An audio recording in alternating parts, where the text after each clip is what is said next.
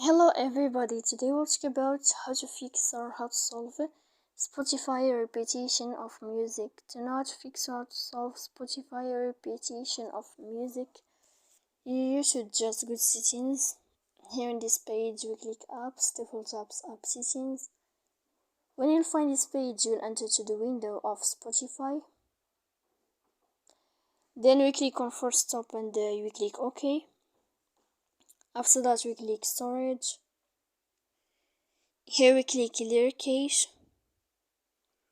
When you will find this window of clear detail, you will click here. Don't click here, and then you can turn off your Wi-Fi. So please don't forget to support us by like and subscribe.